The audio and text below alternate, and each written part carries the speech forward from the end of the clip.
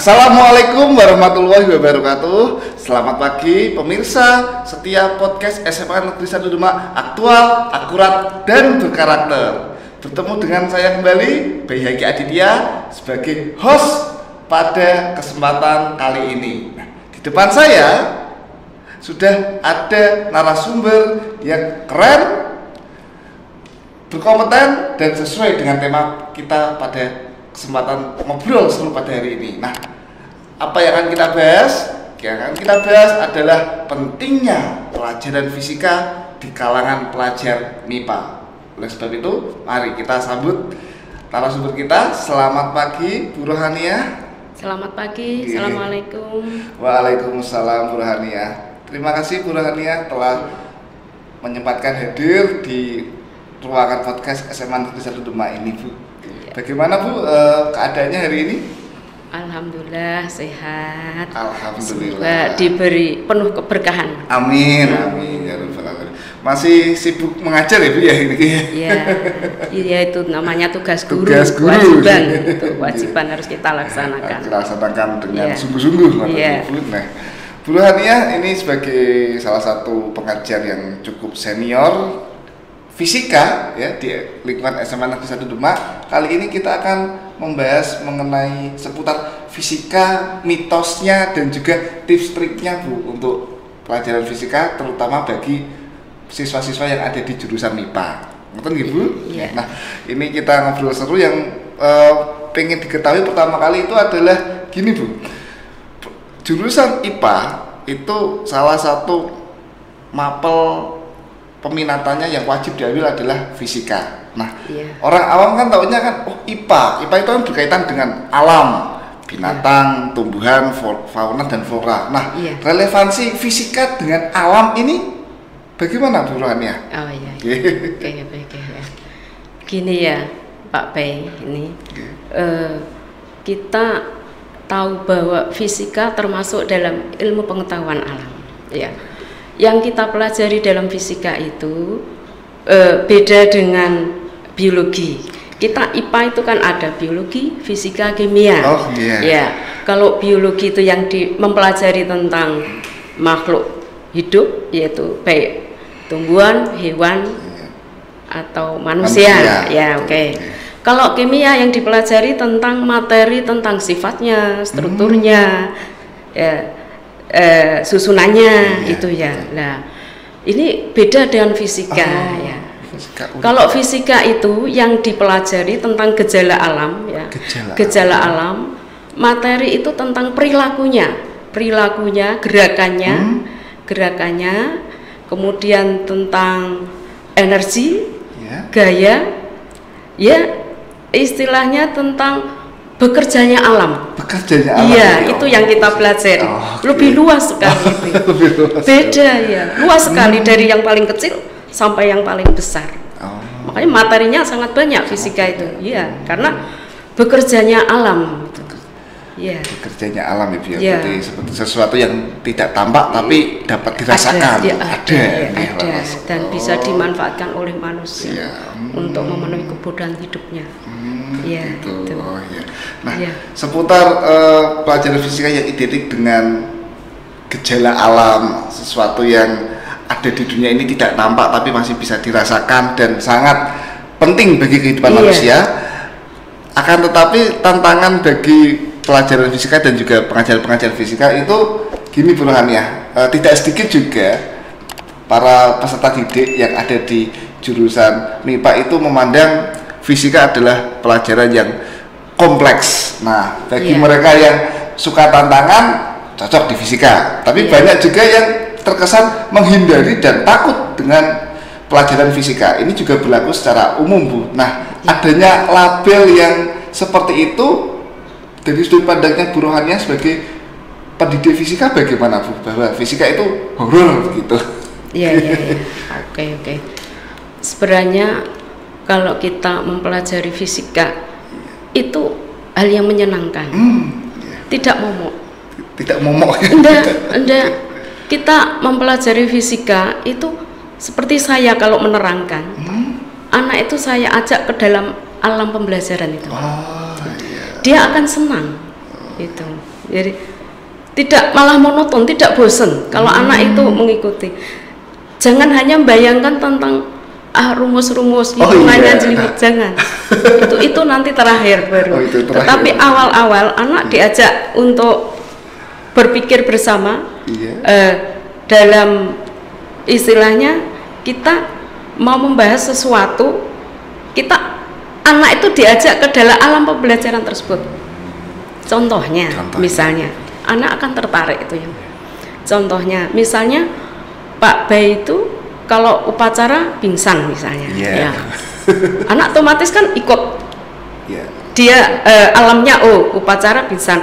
Kalau seandainya Mas Wahid itu ngangkat Pak B sendiri di udara, ya, tak kuat enggak kira-kira? Kesulitan. Nah, kemudian seandainya Pak B di kolam renang, berenang. Bisanya kayak batu, mohon maaf ya. Iya, memang benar. Kayak batu. Kemudian mas saya temannya ingin menolong Pak B, mengangkat Pak B, kuat enggak kira-kira kalau di dalam air? Di logika tidak kuat, Bu. Di dalam air? Di dalam air? Iya. Kalau tadi kan di udara. Nah, sekarang posisi Pak B berenang di dalam air. Ngangkat Pak B kira-kira kuat enggak? Tidak. Nah itu karena ada air itu kan tekanannya lebih. Nah, gitu, itu saya gitu. Ya itu kalau kita hanya mikirnya logika masing-masing. Tetapi kalau anak dia berpikir dalam alamnya, saya kalau berenang ada teman yang nggak bisa renang, butuh berenang, dia akan saya pernah ngangkat ini, ternyata kok kuat. Lebih kuat. Kok bisa gitu ya? Ajaib gitu ya? Iya lah. Fisikal. Iya, ini kita latar belakang seperti ini, kita baru masuk ke dalam pembelajaran fisika. Kok bisa ya gitu? Terus kita baru masuk ilmu fisikanya baru dimasukkan. Kan asik juga. Tidak monoton yang gitu. Asik gitu. Anak senang gitu kalau saya terangkan gitu, senang gitu. Ya, tetapi kalau sudah masuk rumus, itu bagaimana ada treatment khususnya? Itu kalau seperti itu awalnya itu dia asik, tapi kalau sudah baru masuk ilmu fisikanya kita masukkan anak mudeng, kemudian tentang simbol-simbolnya, kemudian baru proses perhitungannya dalam fisika, dalam matematika. Jadi anak itu dalam mengerjakan soal fisika perlu tahu tentang gejala alamnya bagaimana, simbolnya bagaimana, baru rumus dan perhitungannya. Jadi bedanya dengan matematika itu agak prosesnya agak lebih panjang. Tetapi lebih asik awalnya. Lebih asik awalnya. Iya. Nah, untuk itu tadi untuk menarik anak ya, logika yang mudah terlebih dahulu, kemudian anak dibuat penasaran, baru kita masuk ke ilmu fisikanya. Nah, kalau dari Bu Rohaniah sendiri ada trik untuk bisa mempelajari ke ilmu fisikanya itu, Bu, untuk menyelesaikan soal-soalnya lebih mudah memahami rumusnya, ada tips-tipsnya, Bu? Kalau seperti itu anak sudah ada, tadi kan sudah ada ketertarikan, kemudian baru kita proses dalam fisikanya, dalam rumus, paling tidak agak memasakkan sedikit. Oh gitu. Ya sedikit, tidak banyak ya. Pertama kamu harus membaca soalnya, kemudian ke dalam simbolnya kamu harus tahu simbolnya. Makanya kalau saya menerangkan ini simbolnya apa secara ini, baru masuk ke dalam rumusnya.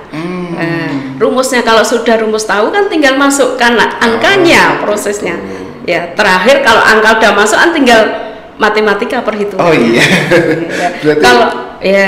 Kalau anaknya itu istilahnya mau, ada kemauan untuk belajar, mudah nggak sulit, lebih asik tadi. Lebih asik. Jadi niat digabungkan dengan perjuangan yang lebih agak sedikit memaksa sedikit, tapi juga harus ada ketertarikan itu akan lebih memperlancar dalam mempelajari fisika. Memang awal itu kalau yang agak sulit agak dipaksa sedikit, nggak banyak, sedikit aja nanti bisa. Dan otomatis kalau dalam fisika perlu perhitungan, saya untuk sementara anak SMA tidak boleh menggunakan kalkulator. Oh, kenapa Bu? Ya itu. Oh, iya. Karena apa? Kadang mereka ya memang ada yang sudah mahir dalam berhitung. Betul. Tapi kalau yang kecerdasannya masih tidak kalau tinggi ya cara berhitungnya masih kurang. Oh, iya. Kamu harus manual. Oh gitu. Ya harus manual. Kecuali kalau kamu sudah pandai dalam berhitung, silahkan pakai kalkulator. Gitu. Ya, karena kalau anak belum mampu menghitung dengan benar, maka ketergantungan kalkulator, dia tidak semakin pandai, malah semakin bodoh. Jadi kalkulatornya bodohi dia. Oh, iya, kan? Memang mudah, tapi dia sendiri prosesnya tidak bisa. Ya, itu. Dan sekali lagi ini membutuhkan sedikit paksaan ya Bu ya, paksaan untuk kebaikan ya Bu ya. Iya. Oke. Nah, buruhannya tapi nyatanya meskipun secara umum labeling fisika itu menantang, kompleks, tapi nyatanya yang minat dengan fisika juga lumayan banyak ya Bu ya. Banyak universitas juga membuka jurusan fisika dan peminatnya juga ternyata tidak sepi begitu Bu. Nah, dari buruhannya sendiri untuk prospek fisika ini ke masa depan bagaimana Bu? Apakah cerah ataukah menjanjikan atau bagaimana dari buruhannya? Oke ya. Ini ya Pak Pei. Ilmu fisika itu merupakan dasar dari teknologi. Oh, dasar dari teknologi. Hampir semua teknologi itu dasarnya fisika. Wah, bisa diberi contoh Bu? Mungkin. Iya, jelas. Fisika itu bisa masuk di kedokteran. Di pertanian, di perhubungan, hampir semuanya, mekanik, pokoknya mesin, arsitek, mesin, itu masuk di situ. Berarti segala peradaban manusia ini juga dari fisika. Iya, contohnya misalnya di transportasi, perhubungan perhubungan baik darat, laut, udara. Darat, misalnya kita butuh mobil. Mobil itu kan di dalamnya ada mesin. Betul. Ya, itu teknik mesin itu kan kita dengan hubungan roda-roda. Oh iya. Fisika. Jelas itu fisika, harus tahu fisika. Oh iya. Ada kereta api super cepat ya, yang dikembangkan di Jepang itu kan. Prinsipnya apa? Medan magnet itu. Ya, antara dasar dari bantalan kereta api, rel dengan kereta api ini. Agar gesekannya kecil harus apa? Medan magnetnya saling tolak menolak, terangkat, gesekan kecil. Itu fisika. Di dalamnya mesin juga fisika lagi. Hampir pesawat. Pesawat gimana? Contoh yang sederhana saja. Misalnya kita kita demonstrasi sebuah kertas, saya tiup dari atas. Saya tiup dari atas, ternyata kertas bergerak kemana coba anak-anak? Dia mikirnya ke bawah. Setelah saya praktekkan, ternyata kertas naik ke atas. Oh, kok bisa gitu Bu? Itu dasar fisika, itu berhubungan dengan kecepatan dan tekanan berbanding terbalik. Seperti prinsip sebuah pesawat helikopter, bagaimana untuk bisa memudahkan dia take off naik? Mesti harus apa? Mutar baling-baling dulu. Tujuannya apa? Tujuannya untuk memberi kecepatan angin di atas besar. Kalau kecepatan angin besar, tekanan kecil. Di bawah pesawat tekanan besar, mendorong pesawat naik ke atas. Oh gitu. Itu fisika, hampir semua teknologi ya. Fisika dasarnya hampir semuanya itu. Makanya kalau kamu ingin tahu teknologi, silahkan padalami fisika. Iya, sekarang kan ya kalau di SMA kan dasar teknologinya kan ilmu fisika. Setelah kamu masuk perguruan tinggi, silahkan kamu mau masuk ke bidang apa, ke lebih menjurus kemana, fokus kemana itu. Tapi di SMA harus fisika. Bagi mereka yang pengen ke arsitektur, teknik sipil, teknik industri, dan teknik-teknik lainnya, fisika itu wajib ya. Wajib. Kalau kamu mau ke teknologi. Gitu. Nah, ini ada juga yang menarik ini Bu. Jadi saya sendiri juga penasaran begitu sama Bu Rohaniah. Bu Rohaniah memutuskan untuk menjadi pengajar di bidang fisika. Ini boleh diceritakan Bu, awal mulai bagaimana, atau memang dari dulu memang tertarik, atau dapat hal-hal lainnya, enggak? Iya. Ya ini ya Pak P. Untuk dulu waktu saya SD waktu kecil memang saya suka IPA, belajar IPA saya suka. Saya juga suka Bu. Waktu masih flora fauna. Biologi ya. Saya suka dulu yang pertama waktu SD. Kemudian waktu SMP saya suka pada guru IPA. Itu namanya Bapak Sumantri. Orangnya disiplin, bagus. Saya senang. Nah, nilai saya itu bagus-bagus Terus tapi beliau tuh kayaknya faknya itu matematika, hanya dia ngajar IPA juga. Nah, kebetulan waktu saya ujian tesis di UNES itu ya, beliau tuh sudah hampir purna, tapi kuliah S2. Sudah hampir mau kuliah S2, saya mau istilah ujian tesis, beliau masuk di UNES. Ketemu saya dengan beliau. Berarti UNES. Dengan Pak Sumantri. Pak Sumantri adik kelasnya Ibu ya? S2-nya? Iya. Adik kelas. Pas kebetulan Pak B, saya tuh nggak tahu. Saat saya ujian tesis, beliau jadi audien.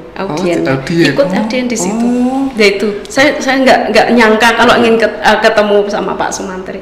Itu guru idola saya. Itu disiplin, bagus, bersih. Saya suka itu. Ya. Itu. Jadi dari pertama itu ya suka, kemudian ada seorang teladan guru yang mendukung ya, sehingga kita akan semakin berkembang maju ke depan. Bahkan dulu saya itu waktu kuliah S1, kemudian kebetulan I1 kan ada ikatan dinas, hanya tidak semua. Saya kemudian jadi asisten dosen di dulu itu IKIP Muhammadiyah, kalau sekarang UAD. Di Universitas Ahmad Dahlan Jogja ya. Pernah saya di situ setelah lulus 93 1 tahun di situ. Kalau saya bisa ngurus ke Jakarta Dirjen Pendidikan Tinggi ya. Dulu itu Bapak Suhendra atau apa? Oleh guru besar fisika se-Indonesia satu saat itu namanya Dr. Sumaji ya. Saya diberi rekomendasi untuk bisa jadi dosen di UAD. Di situ. Itu minta karena guru dosennya semuanya laki-laki, tidak ada yang perempuan. Ya. Terus saya diminta untuk di situ sampai ke Jakarta, ditolak. Lah, ya rekomendasi tolak karena untuk betulan IP saya itu nggak terlalu tinggi 2,7. Padahal sudah rekomendasi ya, Bu? Iya, tapi 2,7 zaman dulu itu sudah bagus. Ya, kalau dulu kan standarnya 2,7 itu sudah itu. Kemudian akhirnya saya dialihkan ke SMA. Ya itulah mungkin saya terbaik jadi guru SMA. Ya. Berarti berarti dulu sempat ke Jakarta gitu? Sudah ke Jakarta? Sempat ke Jakarta. Ya. Terus jadi guru SMA ya? Iya, SK-nya dialihkan ke SMA di Pekalongan dulu saya. Di SMA. Berarti belum pertama di sini bukan? Belum. Pekalongan. Iya, ke Pekalongan dulu, baru setelah itu ikut suami ke sini. Gitu. Iya. Berarti jadi karena pertama ketertarikan, kedua punya role model seorang pendidik yang disiplin tuh ya. Dan ternyata Allah mempertemukan dalam lingkup tesis lagi ya setelah berpuluh-puluh tahun itu ya. Puluhan tahun itu. Terus ketemu lagi, terus sempat ngobrol Bu dengan dengan beliau. Orang Sleman, Sleman. Hanya beliau ngajar di Magelang. Di Magelang, jadi kepala sekolah SMP di Magelang. Terakhir itu kepala sekolah SMP di Magelang. Ya. Gitu. Nah, ketika ngobrol yang menyadari pertama Bu Rohaniah gitu, lu Pak. Iya, saya menyapa dulu ada Pak Sumantri itu. Ketemu kaget, saya juga sempat kaget bisa ditemukan di. Ketika sidang tesis selesai atau ketika mau masuk ruangan Bu? Itu saya ketemu pertama itu sebelum sidang. Sebelum sidang. Berapa hari sebelum sidang itu saya ketemu beliau sedang mau kuliah itu. Jadi masuk, saya mau istilah terakhir hari-hari tinggal ujian, beliau masuk ketemu. Ya kita bicara lah, kangen lama tidak ketemu itu. Terus setelah itu pas ujian ya saya kaget, sempat beliau menyempatkan untuk menghadiri pada saat ujian tesis saya. Ya. Cukup menyentuh ya Bu ya, sangat menyentuh sekali ya. Ternyata ada pertemuan-pertemuan yang tidak terduga di situ ya. Disatukan oleh fisika. Bu Rania ini sangat menarik sekali. Dan Bu Rania ini adakah untuk terakhir kali ya Bu ya, ini ada pesan yang ingin Bu Rania sampaikan kepada pemirsa setiap podcast SMA Negeri 1 Demak, khususnya untuk para pelajar di sekolah Semansade ini terkait bagaimana bisa mengefektifkan fisika secara optimal gitu. Monggo Bu Rania. Untuk anak-anakku khususnya ya SMA 1 Demak dan semua anak-anak secara umum itu ya, kalian generasi muda merupakan harapan bangsa dan yang akan mengisi kemerdekaan ini.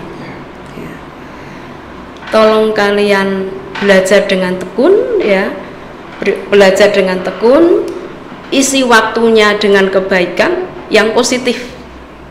Ya, yang positif karena waktu itu akan dipertanggungjawabkan di akhirat. Banyak sekali gangguan-gangguan dalam melaksanakan tugas kamu sebagai generasi muda, itu gangguannya banyak. Kalau dulu itu peperangan, kalau sekarang banyak sekali hal negatif yang mengganggu kalian agar terjerumus hal yang tidak baik. Yang negatif itu tolong kalian hindari. Isilah waktumu untuk kebaikan agar kalian menjadi manusia yang bermanfaat untuk orang lain, bukan sebagai sampah masyarakat. Ya, itu harapan saya. Kalau kalian merupakan manusia yang bermanfaat, kamu akan umurmu itu memberi kebaikan untuk orang lain, kamu akan merasa senang, bahagia hidupmu gitu. Tolong hindari hal-hal yang negatif itu yang bagus, walaupun itu mungkin HP juga kan juga negatif kalau tidak dimanfaatkan dengan hal yang baik. Itu gunakan hal yang baik, yang benar, itu saja pesan saya. Luar biasa, terima kasih Bu Rohania. Bu Rohania, maaf ternyata waktunya telah di penghujung ya, padahal kalau bisa ya kita bisa menyambungnya di lain kesempatan lagi. Baik, pemirsa podcast SMA Negeri 1 Demak, itulah ngobrol-ngobrol seru terkait fisika, kemudian tantangannya, tips trik dan juga prospek menjanjikannya ke depan. Tak lupa juga tolong gunakan dan manfaatkan waktumu dalam hal kebaikan, karena itu nanti juga akan kembali kepada dirimu ya. Baik, seperti itu. Terima kasih. Kita jumpa pada kesempatan selanjutnya. Podcast SMA Negeri 1 Demak, aktual, akrab, dan berkarakter. Wabillahi taufiq wal hidayah. Wassalamualaikum warahmatullahi wabarakatuh. Waalaikumsalam. Oke.